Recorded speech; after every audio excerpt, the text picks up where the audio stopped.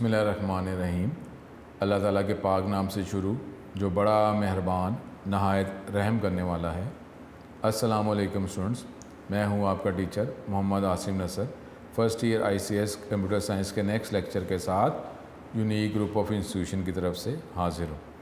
उम्मीद है स्टूडेंट आप खैरियत से होंगे और अच्छे तरीके से ये दुनियावी इल्म भी आप हासिल कर रहे हैं और मेन जो है वो दीनी इल्म भी हासिल कर रहे हैं। कोई तो ऐसे है कि जो इल्म जो है, अब वो इल्म ठीक है, वो दुनियावी इल्म की अगर हम बात करते हैं तो ज़ाहिर है कि बोर्ड के पेपर जो हैं वो 1 साल के बाद होने, और उसमें हमने फिर डेली रूटीन भी हम देखें हम रखते हैं कि ये हमने इतनी देर में ये चैप्टर करना है, इतनी देर में फ़र्स्ट 50% करना है, इतनी देर में सेकंड 50% करना है।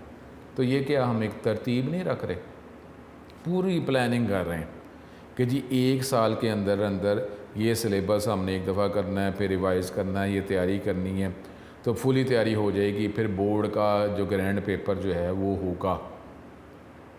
यानी जो मेन हमारा काम क्या है कि बोर्ड में अच्छे मार्क्स आना, लेकिन उसके लिए हम डे बाय डे तैयारी करते हैं, मंथ वाइज तैयारी करते हैं, टर्म वाइज तैयारी करते हैं, ताकि हम जो है वो अच्छे तरीके से इम्तिहान दे सकें।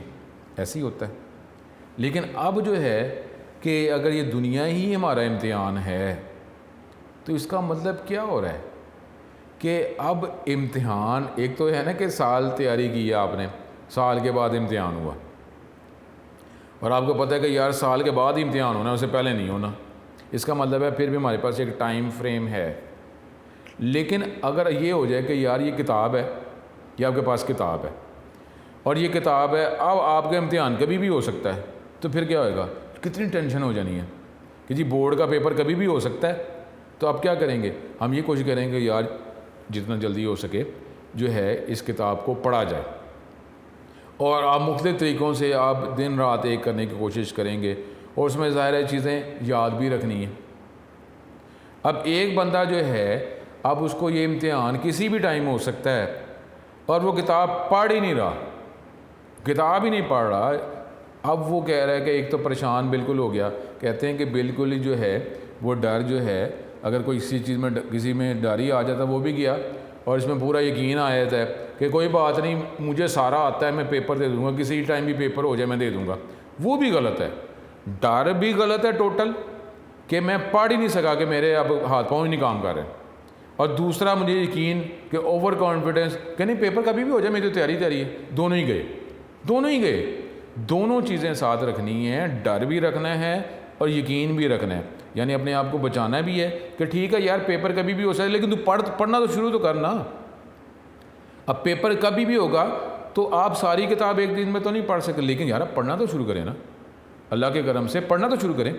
तो यही चीज़ है, हमें दुनिया भी ऐसी ही गुजारनी है कि दीनी इल्म ठीक है आप ले रहे हैं ताकि इसके हवाले से आप अच्छी यूनिवर्सिटी में आपको एडमिशन मिलेगा, अच्छी जॉब मिलेगी वो, लेकिन साथ जो दीनी इल्म है क्या वो हासिल ही ना करें और हम ये कहते रहें कि कोई बात नहीं, कोई मसला नहीं, जब भी ये इम्तिहान आएगा तो हम जो है इम्तिहान दे देंगे। तैयारी तो हमने की कोई नहीं, इम्तिहान कैसे, ओवर कॉन्फिडेंस। दुनिया के इम्तिहान की तैयारी ना करें, ओवर कॉन्फिडेंस आ जाए तो नंबर आते हैं बोर्ड में।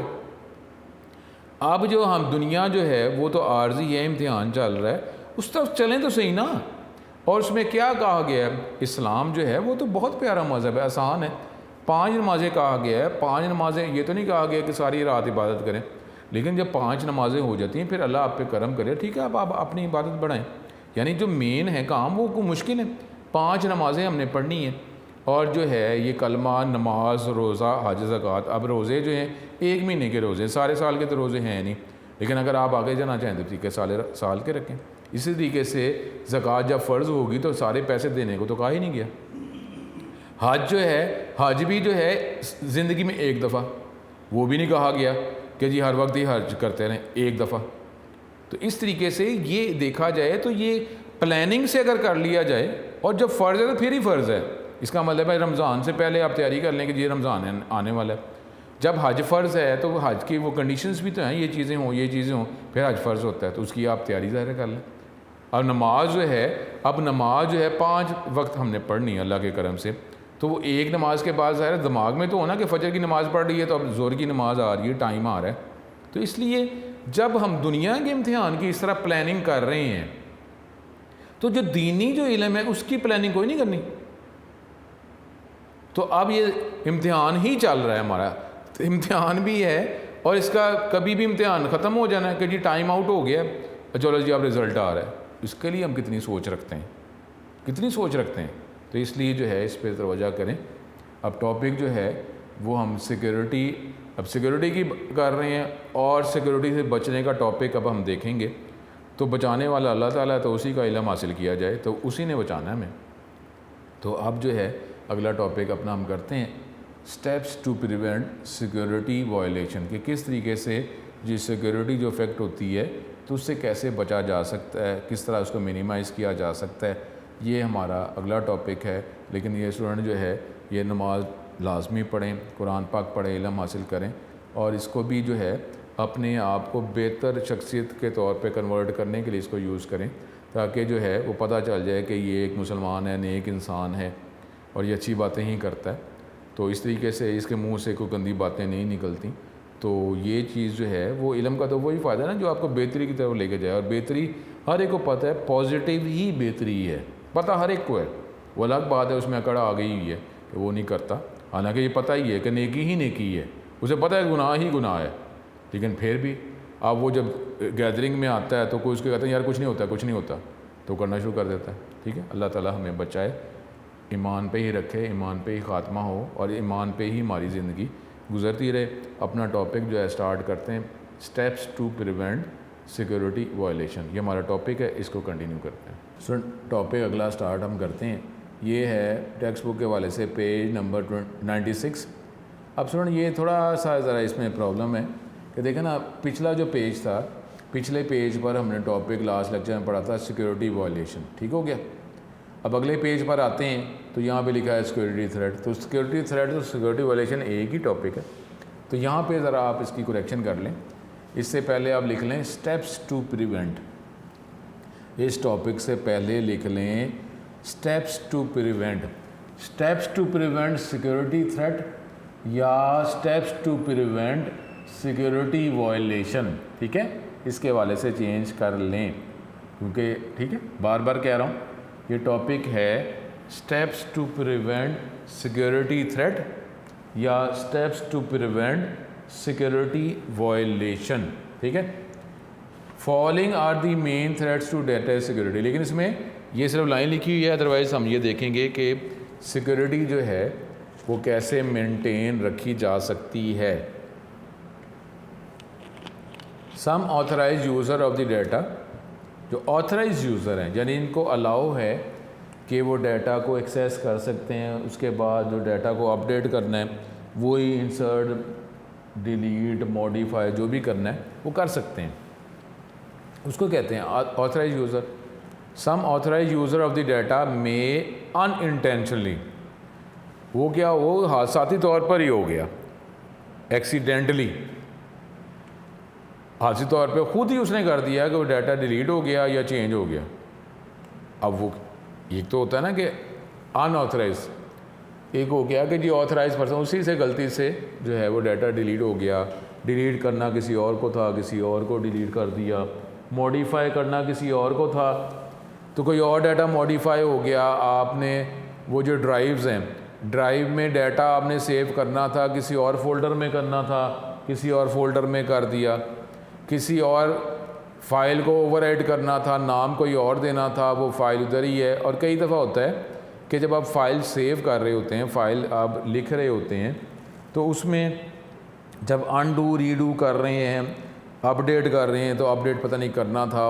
और सबसे बड़ा जो है टेक्निकल, जो अभी तो आप इतना ज़्यादा डाटा फाइल्स नहीं बना रहे, लेकिन वो कई दफ़ा होता है कि जब हम मुख्तलिफ़ तरह की जो फाइल्स हैं ना, नाम सेम है, हमने डिफरेंट जगहों पे रखी हुई है, यानी यूनिवर्सिटी का कंप्यूटर है, कॉलेज का कंप्यूटर, उधर भी डाटा रखा हुआ है, फिर घर के कंप्यूटर में भी रखा हुआ है, नाम सेम है, लेकिन अब हम उसके अंदर डाटा ऐड करते जा रहे हैं।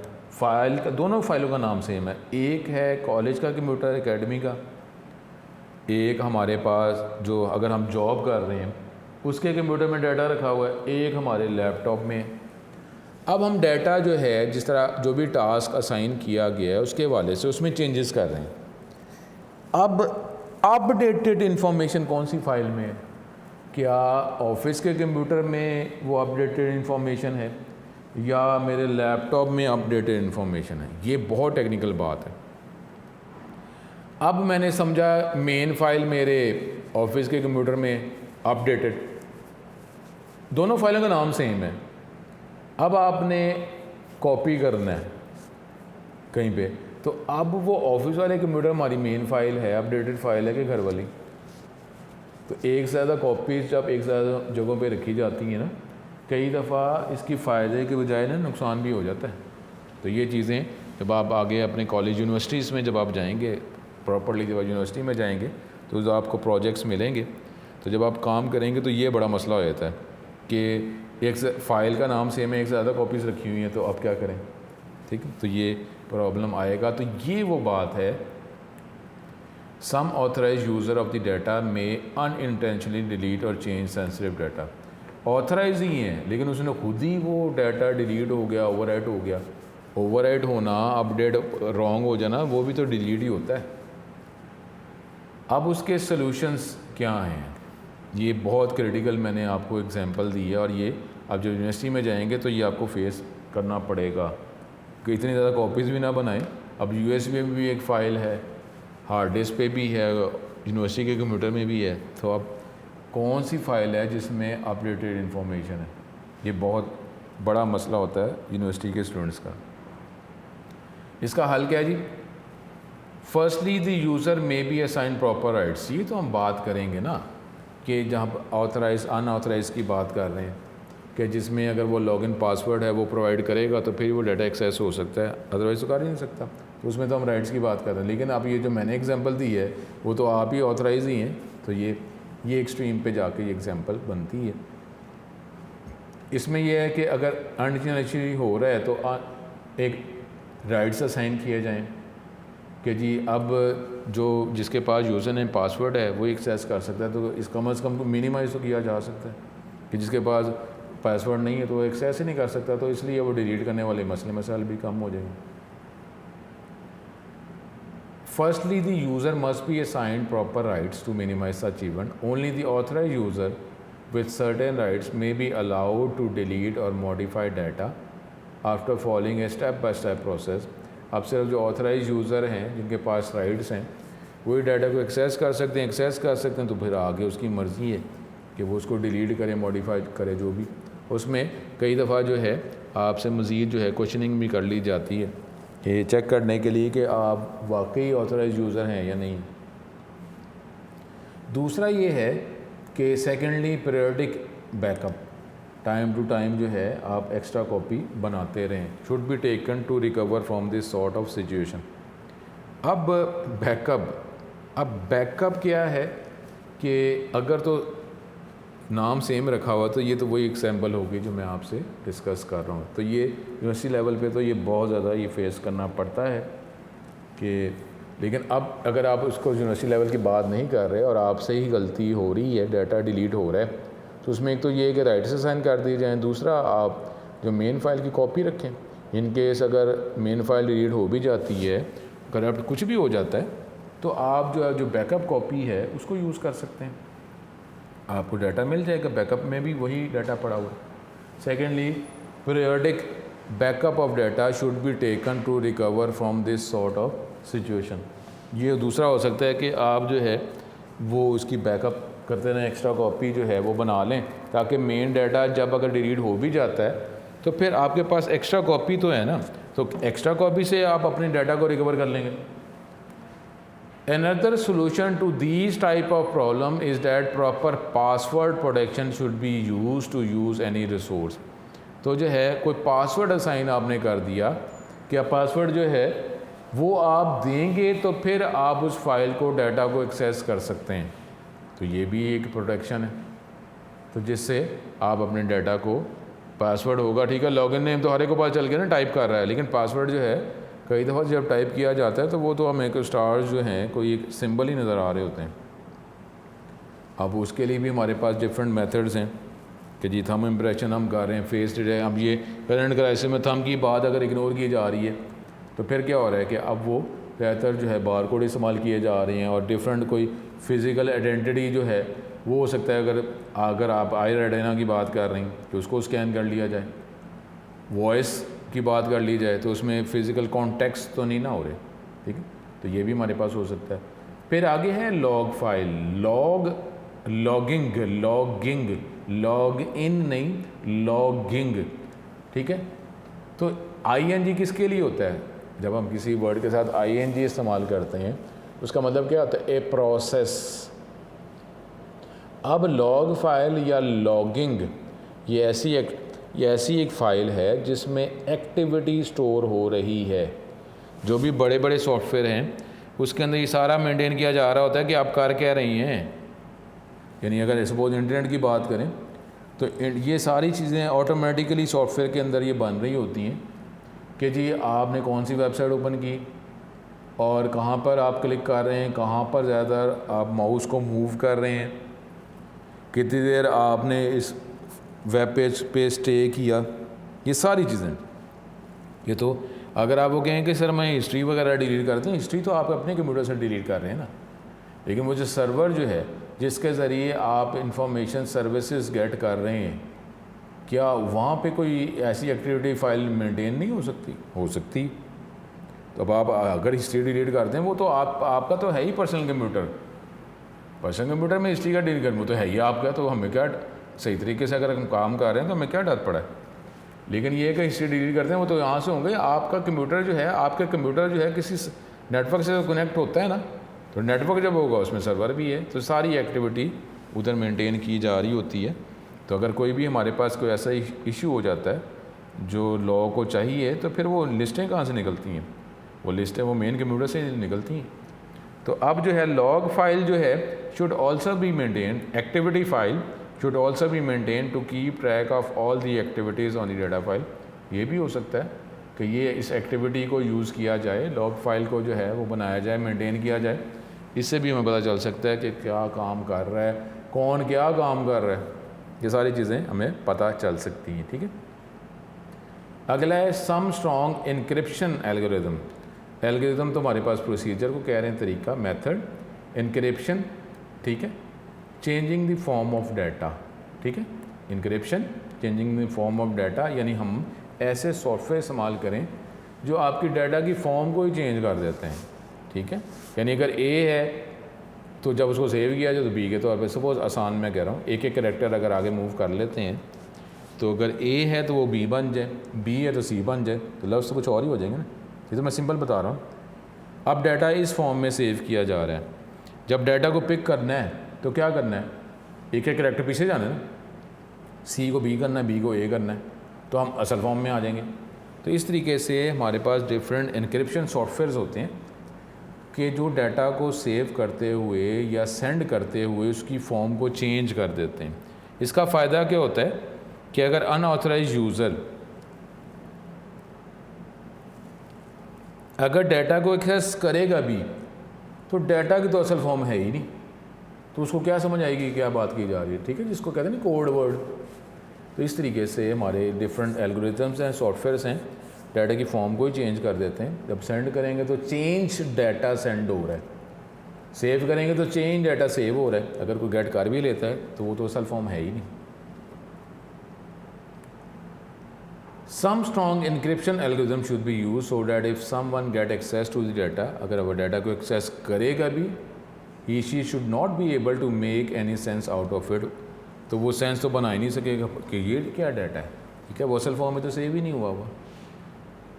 अब क्या है जी अगला, the solution to infected data is that proper virus scanning software. Virus scanning software कम से कम वायरस से तो बचा रहा है ना, कि अनऑथराइज एक्सेस जो अगर की जा रही है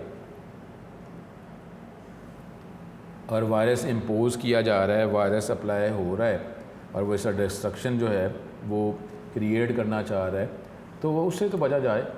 should be use to scan all data coming into the organization, कि जो भी डाटा आ रहा है, पहले तो था ना कि फिजिकल एक्सेस है, पर्सनस को स्कैन किया जा रहा है कि जो बंदा भी इदारे में आ रहा है, ऑर्गेनाइजेशन में आ रहा है, उसको चेक किया जाए। अब तो ये एक्सेस हो रहा है, डाटा को एक्सेस किया जा रहा है। तो जिस तरीके से ये तो आगे अगली डिग्रियों में ही आप देखेंगे कि जिस तरीके से फ़िज़िकल एक्सेस कहाँ से होती है, दरवाजे से। दरवाजे से ही है ना, नॉर्मली दरवाजे से ही है। अब वो कहेंगे दीवार फलांगना है, ठीक है, तो दरवाजे से आ रहा है तो दरवाजे पे चेक्स, सिक्योरिटी चेक्स अप्लाई किए जाते हैं कि जी इस तरीके किसी बंदे ने आना दरवाजे से ही आएगा ना नॉर्मली। इसी तरीके से कंप्यूटर के अंदर भी हमारे पास डिफरेंट पोर्ट्स और डोर्स हैं, डिफरेंट वेज़ हैं जिससे डाटा को एक्सेस किया जा सकता है। तो उधर ही फिर मुख्तलिफ चेक्स लगाए जाते हैं कि जी डाटा जो एक्सेस किया जा रहा है तो इन तरीक़ों से डाटा को एक्सेस किया जा सकता है, तो उसको प्रोटेक्ट किया जाए। तो इसी तरीके से, लेकिन डेफिनेटली अब ये फ़िज़िकल एक्सेस रोकी नहीं जा रही, बल्कि हमारे पास जो है ये कंप्यूटर के अंदर से जो डाटा एक्सेस है रिमोटली सॉफ्टवेयर वाइज एक्सेस किया जा रहा है, उसको रोका जा रहा है। ये सारी चीज़ें जो हैं ये अब आगे देखेंगे, लेकिन कंसेप्ट ज़ाहिर है वैसे ही होगा जिस तरह डोर्स की बात की जाती है, पोर्ट्स की बात की जाती है, और फाइनली अगर बात करते हैं तो फ्रीक्वेंसी की बात करते हैं। इसमें तो फ़िज़िक्स लेवल पे भी सारी वर्किंग हो रही होती है। अब तो सिक्योरिटी चेक्स जो है फ़िज़िक्स लेवल पे चले गए हुए हैं, किस तरीके से चेक करना। Computers and all banking storage devices, जो कंप्यूटर्स हैं या जितने भी बैकअप हमारे स्टोरेज डिवाइसेस हैं उसको प्रॉपर्ली सिक्योर जगह पे रखें with only authorize access to these resources. अब कंप्यूटर्स जो हैं ज़ाहिर है उसको सर्वर रूम्स में रखें, उसको प्रोटेक्शन करें, उसको लॉक लगाएं, जो भी करें, यस उसमें सिक्योरिटी जो है पर्सन जो हैं वो आप हायर करें, उसको इम्पोज करें। फिज़िकल एक्सेस भी तो रोकें ना, कम से कम ये भी तो है ना कि फ़िज़िकल एक्सेस की जो हम बात कर रहे थे तो फिज़िकल एक्सेस भी रोकें। Unauthorize user may be asked to change their password periodically. ये भी है कि ऑथराइज यूज़र को कहा जाए कि अपना पासवर्ड जो है टाइम टू टाइम इसको बदलें। ये भी तो होता है ना, क्योंकि कुछ पासवर्ड जो हैं टाइम पीरियड के लिए होते हैं, उसके बाद पासवर्ड बदलना पड़ता है। और जब पासवर्ड आप अप्लाई कर रहे हो तो ये तो अब चेक अप्लाई हो ही गया हुआ है। Very short and common password should be avoided, कि ये नहीं छोटा पासवर्ड जो है, कॉमन पासवर्ड जो आपका नाम है और वही नाम आप पासवर्ड के तौर पे इस्तेमाल करना चाह रहे हैं, तो ये तो अब ये डिफरेंट सॉफ्टवेयर जो है ये अप्लाई करने नहीं देते। और दूसरा उसमें मिनिमम लेंथ रखी हुई है कि इतने कैरेक्टर लाजमी पासवर्ड के होंगे, और फिर अगर उसकी सिविलिटी इंक्रीज़ कर देते हैं तो फिर वो कहते हैं हर फॉर्म ऑफ डाटा भी लिखना है आपने, न्यूमेरिक भी हो जाएगा, अल्फ़ाबेट्स भी हो जाएगा, स्पेशल कैरेक्टर्स भी हो जाएंगे, कोई कह रहे कि जी स्पेस भी इसे इस्तेमाल करनी है। तो इस तरीके से ज़ाहिर है ये अब इसको सिक्योरिटी मेजर्स को जो है वक्त के साथ साथ जो है वो डिफ़िकल्ट बनाया जा रहा है, और इसी तरीके से जो सिक्योरिटी को अफेक्ट करते हैं वो भी चीज़ें सोची जा रही हैं। यानी ये तो सिक्योरिटी का टॉपिक ऐसा है कि आपने सिर्फ करंट एनवायरनमेंट को नहीं देखना बल्कि फ्यूचर पे भी ज़रा नज़र रखें जी क्या क्या हो सकता है। तो अब यही प्रॉब्लम है कि अब सिक्योरिटी जो है अगर कंप्यूटर्स की बात की जाए या फ़िज़िकल सिक्योरिटी की बात की जाए 100% तो हो ही नहीं ना सकता। फ़िज़िकल की बात करते हैं, दरवाज़ों पे अगर सिक्योरिटी प्रोवाइड कर दी तो वो दीवारें फलांग के आ गया। अब फ्रंट डोर की बात करें तो वो बैक साइड से आ जाता है, अब क्या करेंगे। इसी तरीके से जब कंप्यूटर के ज़रिए रिमोटली एक्सेस हैं तो फिर उसके अंदर भी डिफरेंट वेज़ हैं सॉफ्टवेयर वाइज, तो हर एक वे को चेक करना ये भी मुश्किल काम है। जिस तरीके से फ़िज़िकल जो सिक्योरिटी प्रोवाइड करना, अब आप कहें कि हर स्ट्रीट में सिक्योरिटी प्रोवाइड करना, हर जो है इंटरसेक्शन पे सिक्योरिटी प्रोवाइड करना, पूरे मुल्क में हर जगह पे सिक्योरिटी प्रोवाइड करना, फ़िज़िकल सिक्योरिटी ज़ाहिर है बहुत मुश्किल काम है। इसी तरीके से जब हम कंप्यूटर सिस्टम की बात करते हैं तो उसके अंदर भी जो सिक्योरिटी जो है वो प्रोवाइड करना कि जी एक्सेस किया ही ना जा सके किसी भी वे से, तो ज़ाहिर है ये भी एक मुश्किल काम ही है। ये हमारा टॉपिक था steps to prevent security threats. इसको अगर मज़ीद देखते हैं वो क्या है वो हम करते हैं, वो है सॉल्यूशंस टू सिक्योरिटी थ्रेट। अब कैसे इससे बचा जा सकता है। Following steps will help to prevent the most common threats जो हैं उससे कैसे बचा जा सकता है सिक्योरिटी ऑफ कंप्यूटर या इसके डाटा को। सबसे पहले यूज़र राइट्स, आपको राइट्स असाइन कर दें, राइट्स असाइन कर देंगे तो यूज़र को जो राइट्स हैं उसी के अकॉर्डिंगली वो वर्किंग कर सकेगा, डाटा को एक्सेस कर सकेगा। ये तो आगे हमारे पास यूज़र राइट्स, ठीक है, राइट्स असाइन कर दें। और राइट्स असाइन करना ये भी एक, इसको मैनेज करना, एक शीट क्रिएट करना, क्या राइट्स को क्या देने हैं। अब जितने रिक्वायर है राइट उतने देने हैं, उससे ज़्यादा राइट्स भी नहीं देने। ये भी तो देखना कि पर्सन रिस्पॉन्सिबल है तो राइट्स देंगे ना, रिस्पॉन्सिबल ही नहीं है तो उसको आप दे देंगे। जिस तरह अब बच्चा अगर छोटा है तो उसको अब आप गाड़ी दे देंगे चलाने के लिए, गलत है ना। User rights on a computer network use proper access control software to provide user rights. Every authorize user should not be allowed to change और डिलीट डाटा। जो भी ऑथराइज यूज़र है उसको राइट्स ठीक है इंसर्ट कर दें, लेकिन इस तरह नहीं है कि उसको अब आप चेंज या डिलीट के राइट्स भी दे दें। Only authorize users are allowed to change. जिस तरीके से देखें, अब आप जो है, आप अगर स्टूडेंट के वाले से बात करते हैं, स्टूडेंट के वाले से आप अपना डाटा गेट कर सकते हैं with the help of different logins. और वेबसाइट की बात करते हैं, अब आपको राइट क्या देने हैं? सिर्फ वो डाटा को देखने के। अब कौन से डाटा को देखने के राइट्स देने, कौन से डाटा को चेंज करने के राइट्स देने? अगर आप अपने नाम की बात करते हैं, स्पेलिंग की बात करते हैं, तो उसमें कोई मसला है, ठीक है आपको राइट्स दे दीजिए, आप ठीक कर लें। उसके अलावा अगर आप ये मार्क्स की बात करेंगे तो मार्क्स में क्या करना है? सिर्फ देखने के राइट्स ही देने ना, चेंज करने के राइट्स थोड़ी देने। वो आप चेंज करके बैठ जाएंगे मार्क्स, ठीक है। इसी तरीके से फिर आगे जो है, जब आपके लॉगिन वगैरह बनेंगे यूनिवर्सिटी के वाले से, तो आपकी जो पर्सनल इन्फॉर्मेशन है उसके राइट्स आपके पास होते हैं कि नाम चेंज करना है, फादर नेम चेंज करना है, एड्रेस चेंज करना है, ये जो लॉगिन जो है, ये आईडी जो है, ईमेल आईडी वो चेंज करने, तो आपके पास राइट्स हैं। और साथ ये भी लिखा हो कि आप जवाबदेह खुद ही हैं। यानी अगर आपने फ़िज़िकल एड्रेस चेंज किया, मेलिंग एड्रेस चेंज किया, और अब आपने अपने नाम के स्पेलिंग चेंज कर दिए, तो उसी नाम से तो आपको डिग्री मिलनी है और उसी नाम से, उसी एड्रेस से आपको एक्सेस किया जा रहा है, उसी ईमेल के ज़रिए जो है आपको ऑल्टरनेट जो है वे प्रोवाइड किया जा रहा है, डाटा आपको प्रोवाइड किया जा रहा है। तो अगर चेंज कर रहे हैं तो नहीं डाटा पहुंच रहा तो आप नहीं बदला हुआ है, ठीक है। तो ये सारी चीज़ें जो हैं, क्योंकि चेन के तौर पे स्टोर हो रही होती हैं, तो ये इतने राइट्स होते हैं। बाकी जो हैं देखने के राइट्स हैं। फिर बैकअप के जो भी मेन फाइल है तो उसकी एक्स्ट्रा कॉपी बना के रखें। इनकेस अगर कोई प्रॉब्लम आता है तो आपके पास एक्स्ट्रा कॉपी तो है ना। मेन फाइल का डाटा करप्ट हो गया तो कोई बात नहीं, हम बैकअप को यूज़ कर लेंगे। To recover deleted data take backup copies of important data regularly. Store backup media, और ये है कि ओरिजिनल स्टोरेज जो है इससे अलग, ये नहीं है कि उसी हार्ड डिस्क में आप एक बैकअप के लिए कोई और फोल्डर इस्तेमाल कर लें, कि उसी कंप्यूटर में बैकअप के तौर पर इस्तेमाल कर लें, उसी बिल्डिंग में। कहा तो ये आता है कि आपका जो बैकअप जो है वो फिज़िकली भी दूर हो, उस बिल्डिंग में भी ना हो। अल्लाह ना करे कोई बिल्डिंग में प्रॉब्लम होता, फिर तो जो ओरिजिनल कॉपी बैकअप दोनों ही गए, ठीक है। तो इसलिए जो है उसमें जो भी एक कंट्रोलिंग अथॉरिटी है, उस सेकेंडरी जो अथॉरिटी है वो उसको दूर ही रखा जाता है, ताकि किसी भी तरीके से उसको एक्सेस करना ज़रा मुश्किल हो जाए। पासवर्ड्स, ठीक है। ये अगला सलूशन क्या है कि पासवर्ड प्रोवाइड किया जाए, कोशिश किया जाए कि ज़रा पासवर्ड थोड़ा सा ये हमारे पास कोई डिफ़िकल्ट हो जाए। Another solution to prevent security threat is the use of password. Passwords must be necessary to use any data resource. Log file, activity file भी हो सकती है कि जो भी आप काम करते जा रहे हैं वो एक्टिविटी भी सेव हो रही है, ताकि प्रॉपर ट्रैकिंग हो जाए कि ये देखें ये सारा काम आप ही तो कर रहे हैं। जब भी कोई भी हमने बात की लीगल इश्यूज़ होती हैं तो ये सारी कहाँ से पिक की जाती है, ये चेन, ये हमारे पास एक्टिविटी फाइल्स हैं, ऑटोमेटिकली सॉफ्टवेयर मेंटेन रख रहा होता है। कोई पर्सन नहीं है कि उसको क्लिक कर रहा होता है, सॉफ्टवेयर के अंदर ये सारी एक्टिविटी, यानी अगर इंटरनेट पे हम क्या क्या विज़िट कर रहे हैं, या आपकी हिस्ट्री फाइल नहीं है, ये सर्वर पे हर चीज़ मौजूद है। मोबाइल जो आप यूज़ कर रहे हैं, मोबाइल में क्या यूज़ कर रहे हैं, हर चीज़ सेव हो रही है।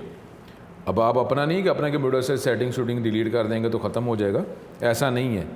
जो कुछ भी, क्योंकि जब आप नेटवर्क को एक्सेस कर रहे हैं तो जो कुछ भी काम आप कर रहे हैं ना, वो अगर सर्विसेज वो डिसेबल कर दें तो और बात है, लेकिन हर चीज़ जो है वो हर चीज़ स्टोर की जा रही है कि आप कर क्या रहे हैं।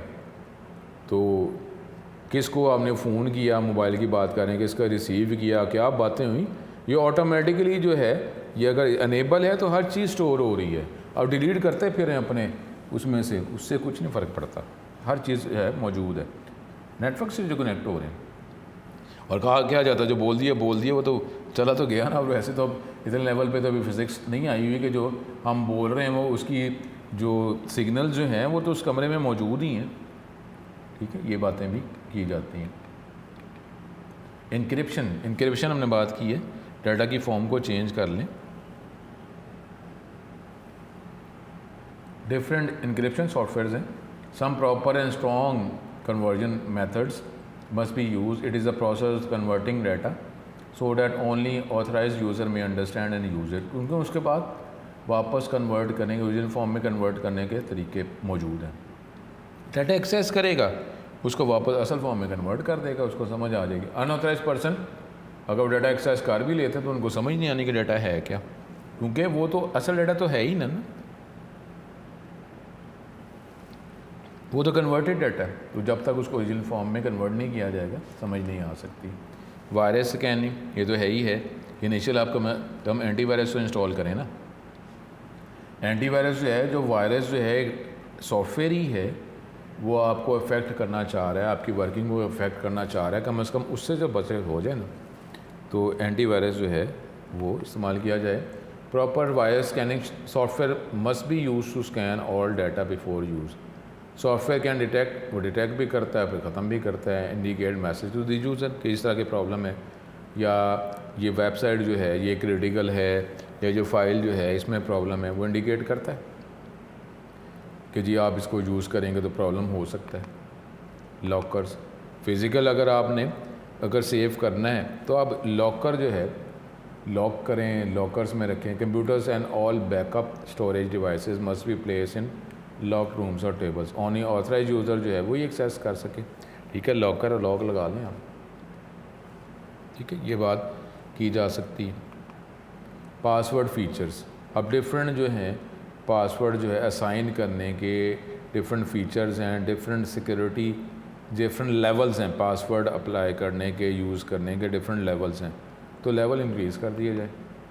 Authorize user should change their password after some time, कि ये भी है कि जी पासवर्ड आपको चेंज करना है। और कोई तो अगर ज़्यादा अच्छा लेवल अप्लाई किया होता तो एक पासवर्ड जब रख देते हैं वो दोबारा रख ही नहीं सकते,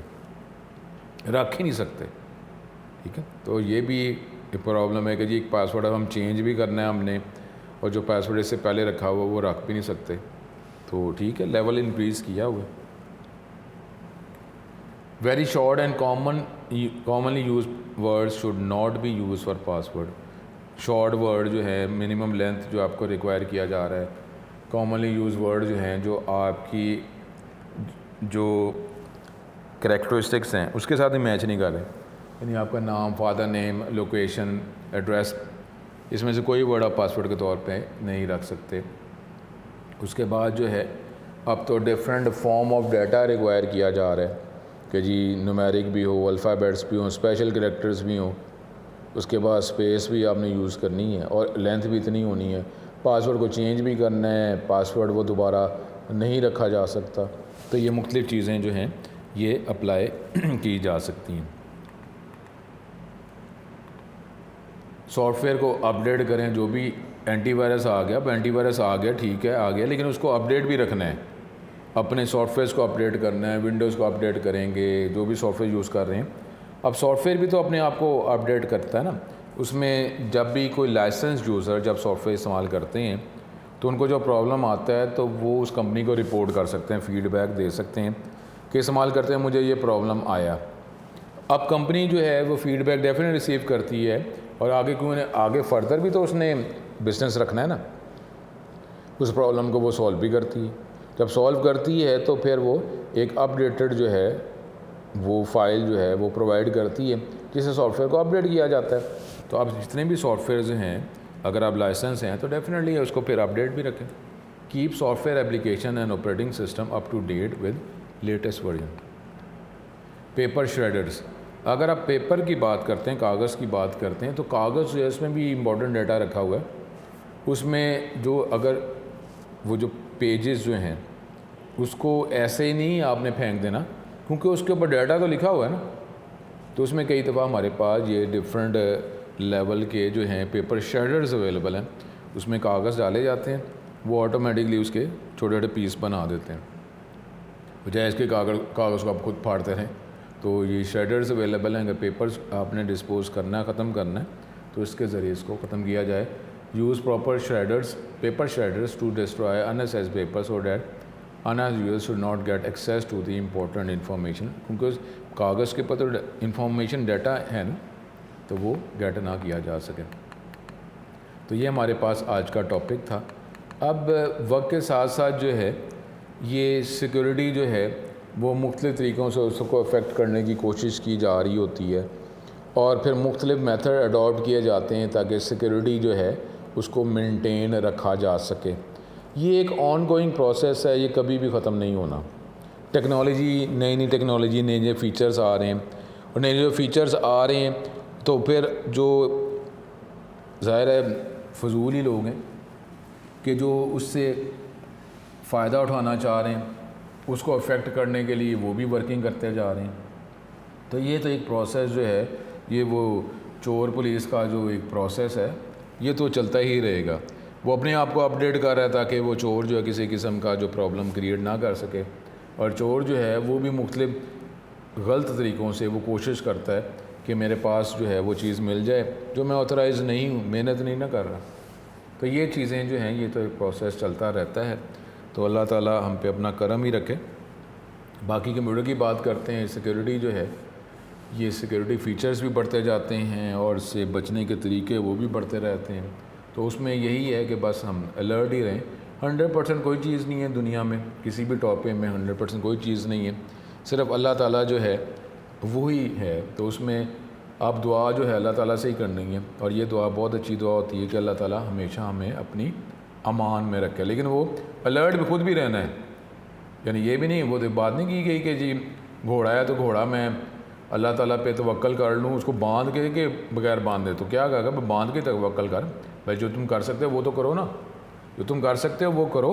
और ये कहा नहीं आता कि मोमन वो एक जगह से दो दफ़ा इफेक्ट नहीं होता। अल्लाह ताला कहता है कि मैं तुम्हें एक अकल दी हुई है, तो सोचने का कहा गया है। तो अब आप एक गलती एक तरफ कहीं से नुकसान उठा रहे हैं और फिर बार बार आप नुकसान उठा रहे हैं, आप समझ नहीं रहे, तो अल्लाह कहता है फिर मैं छोड़ देना, फिर नुकसान तो उठा ही रख फिर। ठीक है, अल्लाह ताला हम पे अपना करम करे, अच्छे तरीके से तैयारी करें। ये टॉपिक आज का हमारा था, सिक्योरिटी थ्रेट जो है उससे कैसे बचा जा सकता है, मुख्तलिफ हल क्या हो सकते हैं। आज का लेक्चर जो है ख़त्म होता है, दोबारा नेक्स्ट लेक्चर में दोबारा मुलाकात होगी। अस्सलाम वालेकुम।